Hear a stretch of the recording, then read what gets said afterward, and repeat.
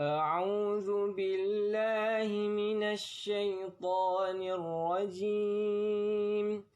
بسم الله الرحمن الرحيم. أرأيت الذي يكذب بالدين فذلك الذي يدع اليتيم ولا يحض على طعام المسكين فويل للمصلين الذين هم عن صلاتهم ساهون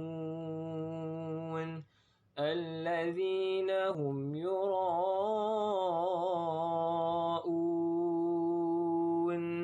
ويمنعون الماعون. صدق الله العظيم.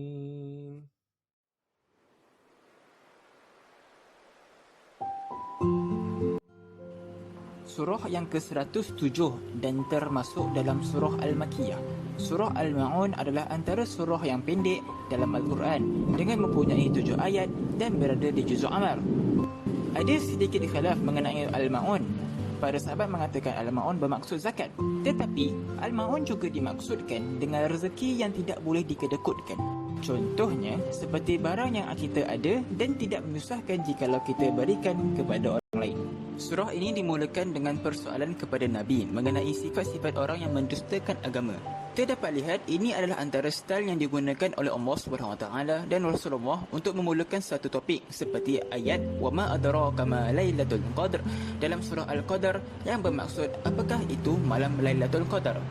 Jadi bagi surah ini Allah hendak menceritakan mengenai yukadzibu biddin, iaitu orang yang mendustakan agama. Kedua dan ketiga sudah cukup terang maknanya. Antara orang yang mendustakan agama adalah orang yang mengherdik anak yatim dalam ayat yang kedua dan tidak memberi makan kepada orang miskin dalam ayat yang ketiga. Jika kita hendak memahami betul-betul kedua-dua ayat ini, kita kena kaitkan dengan surah sebelumnya, iaitu surah Al-Quraisy. Dalam surah Al-Quraisy, Allah telah memberi nikmat yang banyak kepada orang Quraisy, tetapi mereka mendustakan nikmat tersebut. Masih tamak dengan harta dunia sehingga kedekut untuk menolong orang miskin dan mahu menzalimi anak yatim. Dalam ayat keempat dan kelima, Allah mencelakakan orang yang solat, iaitu orang yang lalai daripada solatnya. Mengapa Allah menggunakan perkataan an, bukan fi? Padahal selalunya orang lalai dalam solat, tetapi Allah menggunakan an, iaitu daripada. Di sini ada banyak khilaf. Atha bin Dinar mengatakan celaka bagi orang yang lalai dari solat, yakni orang yang pelekehkan solat, orang yang solat di akhir waktu atau menangguhkan solatnya. Ibnu Abbas mengatakan ayat ini berkaitan dengan orang munafik. Sifat yang seterusnya dalam ayat yang ke-6 adalah orang yang riak, di mana dia melakukan ibadah bukan kerana Allah tetapi hendak menunjuk-nunjuk.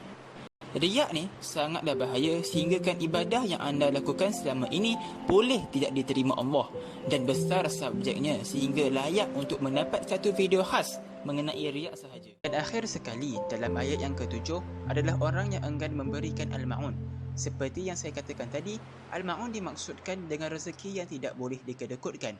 Senang kata, orang yang dimaksudkan dalam ayat ini adalah orang yang kedekut. Sifat kedekut adalah antara sifat yang paling klise yang ada pada semua orang. Yang kita tidak perasan adalah sifat kedekut juga adalah antara sifat orang yang mendustakan agama. Kita semua sangatlah berkira dengan apa yang kita berikan, seakan-akan tidak tahu kelebihan menolong orang lain. Adakah kita lupa dengan sebuah hadis yang mafhumnya tidak sempurna iman seseorang sehingga dia menyayangi orang lain seperti mana dia menyayangi diri sendiri? Jika kita implikasikan hadis ini, pastinya kita tidak akan kedekut dengan orang lain. Kita lihat semula ayat-ayat surah ini. Kita dapat lihat ayat kedua dan ketiga adalah jenayah terhadap manusia, iaitu mengenai anak yatim dan orang miskin. Manakala dalam ayat keempat, kelima dan keenam pula jenayah kepada Allah Ta'ala mengenai solat dan riya. Seperti dalam ayat yang ketujuh, Allah kembali semula kepada jenayah terhadap manusia, iaitu tidak memberikan pertolongan.